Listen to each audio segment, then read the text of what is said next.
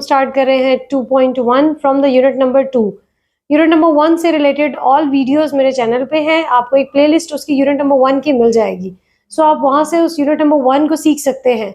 Every question को बहुत ही detail logic के साथ डिस्कस किया गया है, तो आई होप सो कि आपके पास ऐसा कोई पॉइंट भी नहीं रहेगा कि आपको वो क्वेश्चन समझ में नहीं आए।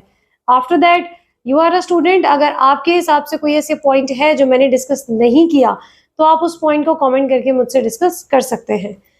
क्वेश्चन नंबर हमारे पास 1 है कि हमने, अच्छा ये लॉगरिथम्स का यूनिट है। लॉगरिथम के ऊपर मैं पहले भी ऑलरेडी उसका यूनिट था सिन टेक्स्ट बुक, उसका पूरा यूनिट मैं अपनी वीडियोस में बना चुकी हूँ उसके लिए। सो उसकी पूरी एक प्लेलिस्ट आपके पास अपलोड है, तो उसमें मैं उसको टैग कर दूंगी इसके साथ कि आपको लॉगरिथम्स की जो बेसिक्स है ना वो वहां से पता चल जाएंगी उन वीडियो से। लॉगरिथम्स में हमारे पास सबसे पहले आता है the scientific notation. Scientific notation एक ऐसी नोटेशन है जो बहुत ही बड़ी वैल्यू को कंप्रेस करके एक स्मॉलेस्ट नंबर में कन्वर्ट कर देती है, और ये बहुत ही इजी मेथड है इसका। मैथमेटिशियंस ने इतना कोई मुश्किल इसका मेथड नहीं क्रिएट किया, बहुत ही इजी मेथड इसका क्रिएट किया हुआ है। और वो मेथड क्या है कि आपने इसके नंबर्स को काउंट करना है, कितने जीरोज हैं, 1 2 3 4 5 6। सिर्फ आपने पहली वैल्यू को छोड़ना है, बाकी चाहे आपके पास जीरोज हैं या नंबर्स हैं। जैसे ये वैल्यू है ना, तो आपने पहली वैल्यू को छोड़ना है, बाकी सबको आपने नंबर ऑफ वैल्यूज को काउंट कर लेना है इंक्लूडिंग जीरोज। हमारे पास यहाँ बने थे 3 and 3 6, तो आप लोगों ने लिखना है 2 multiply 10 raised to power 6। This is the final answer. इसमें हमने कोई लॉन्ग डिटेल डिस्कस नहीं करनी, सिंपल आपके पास यही है। अच्छा, इससे रिलेटेड अगर आप मेरे चैनल पे थोड़ा सा बैक जाएंगे ना, तो शॉर्ट्स में मैंने इन्हीं क्वेश्चंस को, फॉर्मेशन थोड़ी डिफरेंट है ऑब्वियसली, वो सिंथ टेक्स्ट बुक थी, उसके क्वेश्चंस थोड़े डिफरेंट है, सॉल्यूशन यही है, तो मैंने उसको थोड़ा लॉन्ग वे में डिस्कस किया हुआ है इन द शॉर्ट्स। तो मुझे बहुत सारे कमेंट्स आए थे कि आप हमारे लिए मैथ्स को मुश्किल बना रही हैं, आप इसको ईजी करके डायरेक्ट एप्लीकेशन बताएं। सो अब मैं अपने जो हमारे पंजाब के स्टूडेंट्स हैं उनके लिए मैंने इसको थोड़ा नॉर्मल डायरेक्ट सोल्यूशन में ले गई हूँ। आपके पास यहाँ पर है, फर्स्ट वैल्यू को छोड़ देंगे, बाकी हमारे पास है 1 2 3 4। सो हम लेंगे 4 10 raised to power 4। अब क्या हमने करना है, अब यहाँ पर तो थे सारे जीरोज, सो उनको लिखना बहुत आसान था। अब यहाँ पर 2 जीरोज है, बाकी दोनों वैल्यू है, तो उन दोनों वैल्यूज को हम लिखेंगे, लेकिन फर्स्ट वैल्यू के बाद हमने डेसिमल क्रिएट करना है। यहाँ तो फर्स्ट वैल्यू के बाद कोई वैल्यू नहीं थी ना, तो हमने डायरेक्ट उसको लिख दिया एज इट इज, ऐसे ही 2 multiply by 10 raised to power 6। यहाँ पर हमने क्या बताया कि डेसिमल के बाद हमारे पास 4 है ना, तो इसका मतलब 4 वैल्यूज है। जब हम इसकी साइंटिफिक नोटेशन को, अगर हम ये सीख रहे हैं ना इस नंबर को साइंटिफिक में कन्वर्ट करना, तो क्वेश्चन नंबर 2 में हम सीखेंगे कि स्टैंडर्ड फॉर्म को साइंटिफिक नोटेशन में कन्वर्ट करना। तो दोनों की लॉजिक आपको आनी चाहिए, बट अभी इस पॉइंट पे आप सिर्फ साइंटिफिक नोटेशन को समझे। आपने फर्स्ट वैल्यू के बाद लगाना है डेसिमल, बाकी जितनी वैल्यूज है उनको हमने काउंट करके 10 raised to power 4 5 जितनी बनती है वो लिख दिया। और ये जो दो नंबर्स थे ना जो जीरोज नहीं थे, उनको हमने डेसिमल के साथ लिख दिया, and this is the final answer. अब हमारे पास जो पार्ट नंबर 3 है ना, उसमें जो डेसिमल आ रहा है वो बैक पे आ रहा है। तो जब भी डेसिमल नहीं, जीरोज, जब भी जीरोज आएंगे बैक पे, तो वो आपको माइनस पावर प्रोड्यूस करेंगे। जब जीरोज इन फ्रंट आएंगे, आगे की तरफ वैल्यू बढ़ रही है, तो वो आपको 10 की पावर पॉजिटिव देंगे। जब हमारे पास डेसिमल में जाएगी वैल्यू और वो बैक पे जीरो होंगे, तो वो आपके पास आएगी माइनस की पावर। तो यहाँ पर हमारी क्या बनती है, 42 इज द नंबर, क्योंकि इन जीरोस को तो हम नहीं लिख सकते ना। मैं अगेन जीरो डेसिमल लिख दूंगी तो वो नहीं बनेगा। हम बना रहे हैं यहाँ पे 42, जिसको हम कर देंगे 4.2। यही बात मैंने आपको यहाँ पर बोली है कि फर्स्ट वैल्यू के बाद आपने लगाना है डेसिमल। यहाँ थी नहीं, तो मैंने आपको यहाँ पे कोई एक्सप्लेनेशन इसकी दी नहीं। यहाँ से बन जाएगा 4.2 multiply by 10 raised to power। आपने काउंट करने हैं 0 1 2 3, ये जो डेसिमल से पीछे वाला जीरो है ना, इसको भी आपने काउंट करना है। तो हमारे पास कितने जीरोस बने, 3। सो हम यहाँ पे लिख देंगे -3, 10 raised to power -3। अब यहाँ पर हमारे पास कितने जीरोस आ रहे हैं, 1 2 3 4 5 6 7। सो हमारे पास हो गया 10 raised to power -7, बैक पे है।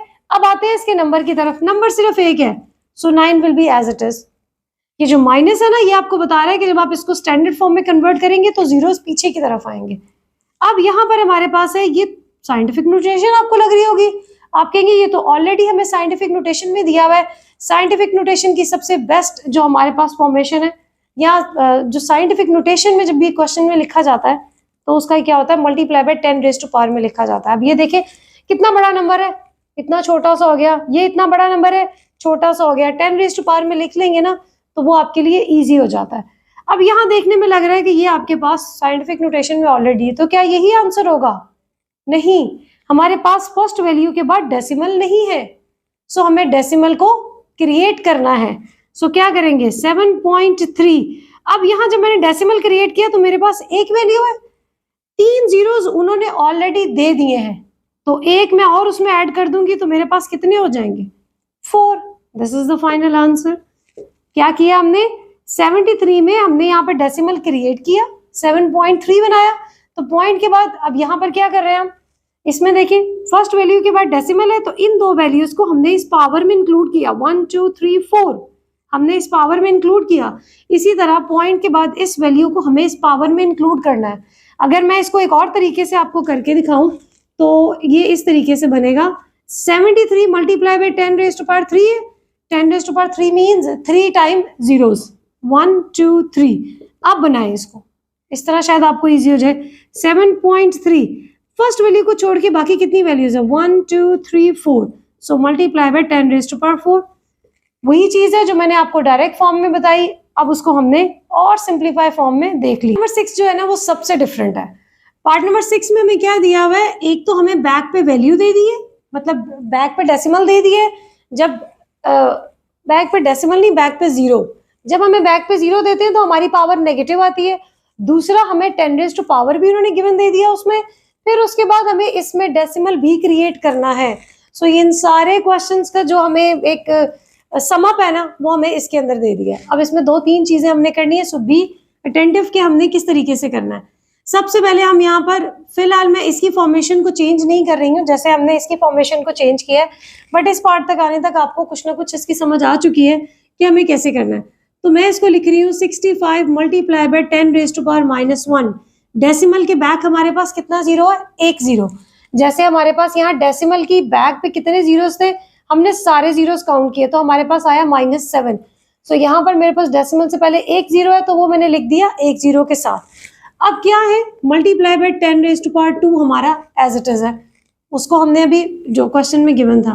अब ये 65 multiply by 10 raise to power 2 और 1 बेसिस इक्वल, पावर्स ऐड हो गई तो ये आ गया हमारे पास 10 raise to power, plus minus करेंगे तो 2 में से 1 को सब्ट्रैक्ट किया, 1 रह गया।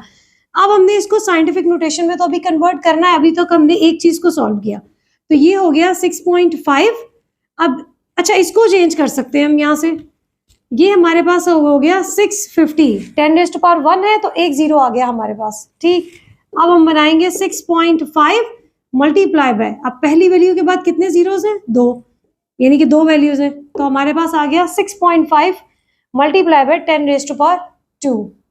सेम टेक्स्ट बुक जो मैंने आपको बताया ना कि मैंने उसकी वीडियोस पहले बना के उस पूरे यूनिट की लॉगरिथम की उसकी अपलोड की हैं, उसमें हमारे पास क्या था कि जब हम एक तो कर लेते थे साइंटिफिक नोटेशन और जो उसकी रिवर्स प्रोसेस था ना उसको बोलते थे standard form, but Punjab text book ने उसको ऑर्डिनरी नोटेशन के नाम से बताया हुआ है। सो आपको मैंने अभी स्टार्ट में स्टैंडर्ड फॉर्म बोल दिया था, तो अब आपको उसको याद रखने की जरूरत नहीं है। आपकी बुक में जो क्वेश्चन दिया हुआ है, जो पंजाब टेक्स्ट बुक के स्टूडेंट्स हैं उनके लिए क्या क्वेश्चन दिया हुआ है, नाम दिया हुआ है ऑर्डिनरी नोटेशन। एक है आपके पास साइंटिफिक नोटेशन जिसमें हम 10 रेज़ टू पावर को क्रिएट करते हैं, और एक हमारे पास है द ऑर्डिनरी नोटेशन जिसमें हम 10 रेज़ टू पावर को रिमूव करते हैं। सो हमारे आंसर्स बहुत बड़े बड़े आएंगे उस तरीके से। अगर मैं आपसे कहूँ कि हमने जो अभी क्वेश्चंस किए हैं जिसमें हमने नोटेशन में कन्वर्ट किया साइंटिफिक नोटेशन में, तो हमने किया था कि जो वैल्यूज थी उनको काउंट करके हमने लिख दी थी उसकी पावर, और हमने यहाँ रख दिया डेसिमल को क्रिएट कर दिया। अब हमें इसको खत्म करना है, डेसिमल को खत्म करेंगे तो हमारी ये वैल्यू रहेगी। अब है 10 रेज़ टू पावर 2, तो जब हमने क्या डेसिमल क्रिएट किया था तो हमारे पास 2 वैल्यूज थी, 2 वैल्यूज हमने यहाँ लिख ली, तो 10 रेज़ टू पावर 2 तो हमारे पास हो गया सॉल्व। लेट्स सपोज अगर मैं आपसे कहूँ कि इसका आपने साइंटिफिक नोटेशन क्रिएट करना है, तो आप पहली वैल्यू के बाद लगाएंगे डेसिमल और इन दोनों को आप काउंट करेंगे तो उतनी बन जाएगी 10 रेज़ टू पावर हमारे पास। तो उसी को जब हमने रिवर्स प्रोसेस किया तो डेसिमल को खत्म करेंगे तो आपके पास वही चीज वापस आ जाएगी, क्योंकि हमारी वैल्यू ही पॉइंट के बाद 2 नंबर्स थे। सो 804 इज द आंसर।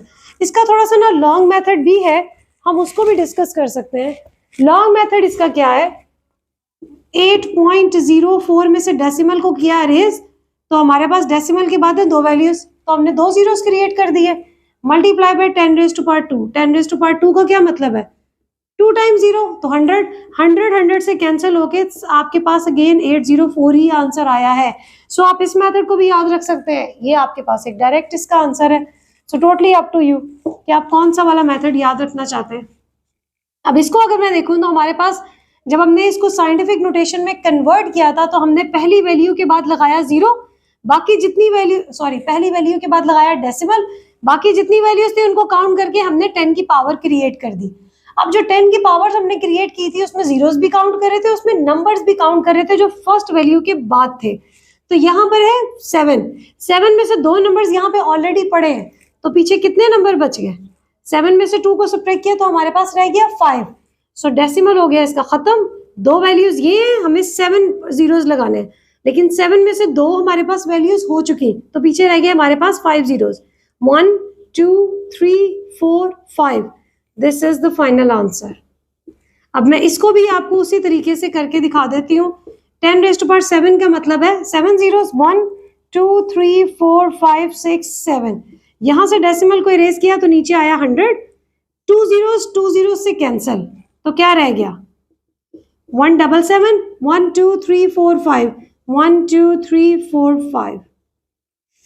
तो यही आपके पास आंसर यहां से आया और यही आंसर यहां से आया। अगर आप लॉजिक को माइंड में सीख लेंगे ना तो आपके लिए डायरेक्ट इसके आंसर जैसे एमसीक्यू में आ जाए तो आपको इतना लंबा उसके ऊपर ये प्रोसेस करके फाइंड आउट नहीं करना पड़ेगा, आप डायरेक्ट कर सकते हैं। उसके लिए आपने साइंटिफिक नोटेशन को बहुत अच्छा समझा हो तो बात बनेगी। अब यहाँ पर है 3 multiply by 10 raise to power 5।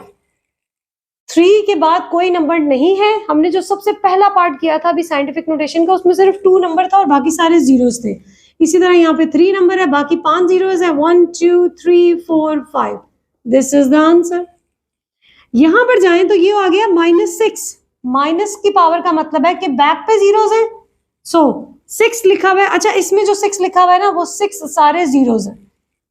1 2 3 4 5 6 and 55 as it is.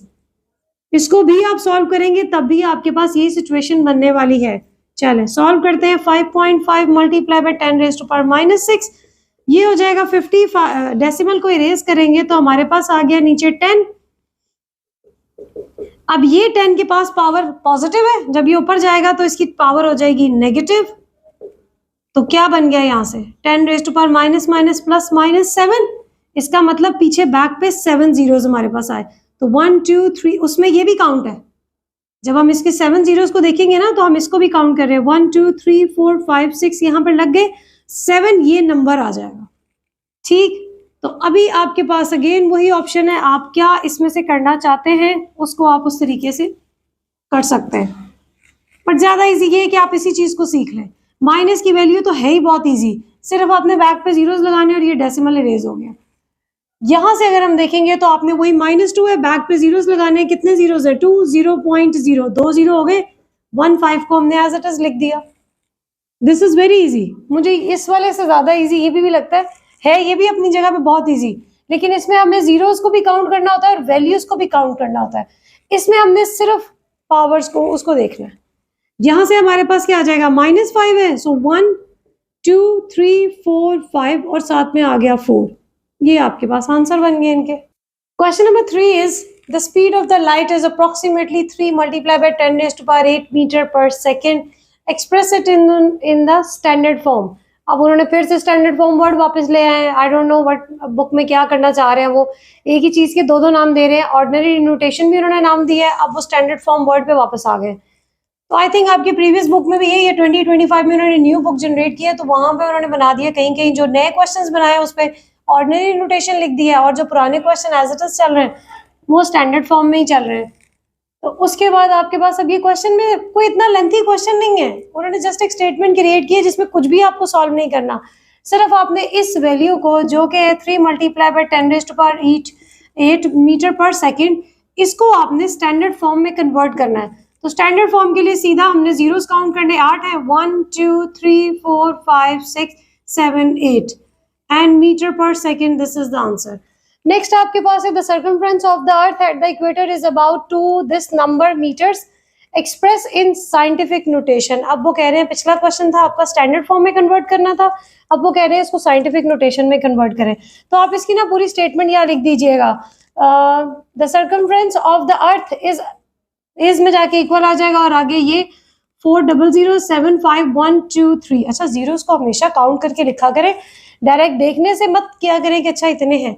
Scientific notation और स्टैंडर्ड फॉर्म जो है वो इसी से ही थोड़ी गड़बड़ हो जाता है कि आप जब गिनना शुरू करते हैं ना, आप डायरेक्ट कर दें अच्छा ये इतने ही होंगे, नहीं, उसको एक एक करके काउंट करें। ठीक, अपनी परफेक्शन को खराब मत होने दें।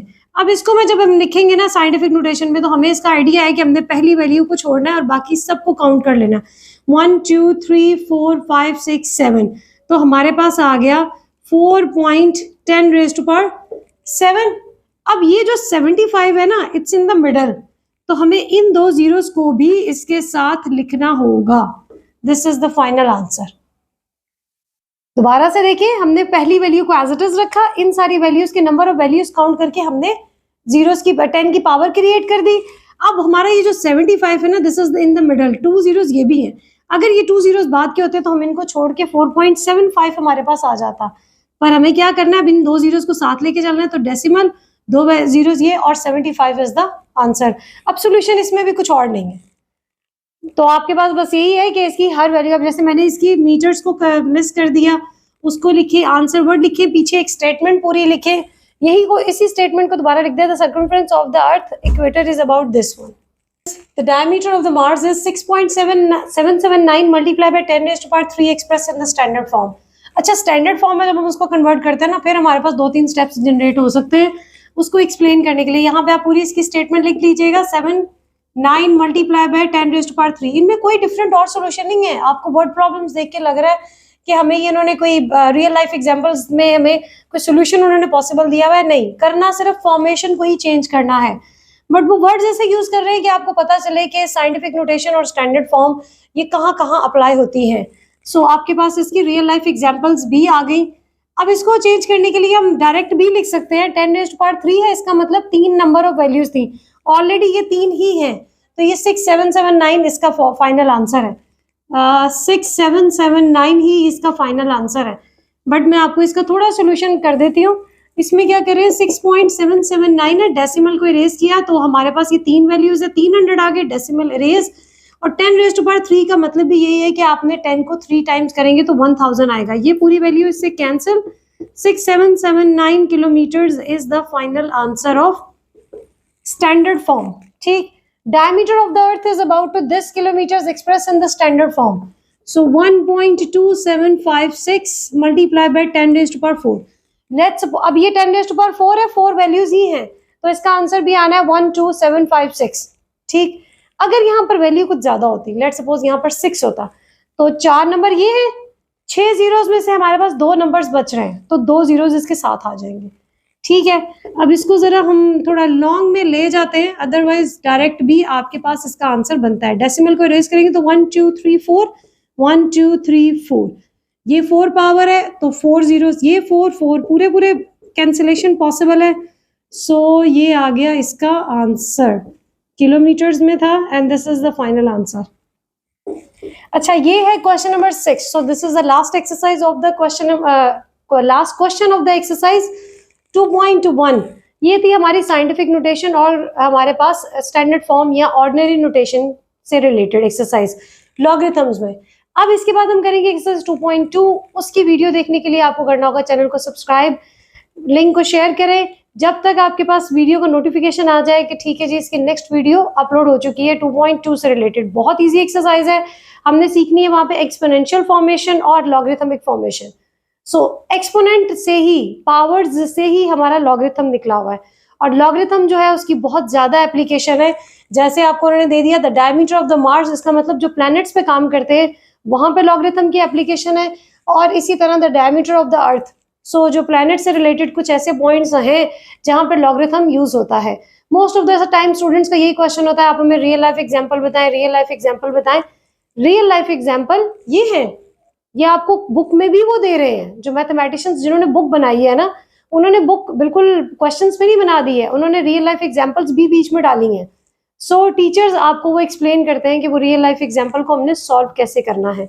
बट ऑब्वियसली उनकी जो एप्लीकेशन है जिस जगह पे, वो लोग बहुत ज़्यादा अच्छे तरीके से बता सकते हैं कि हम इसको किस तरीके से अप्लाई करते हैं, क्योंकि ऑब्वियसली वो सिर्फ स्टैंडर्ड फॉर्म में तो कन्वर्ट करते नहीं होंगे, वो उन वैल्यूज़ को और आगे जाके कहीं ना कहीं यूज़ करके एक न्यू और चीज़ फाइंड आउट करते हैं।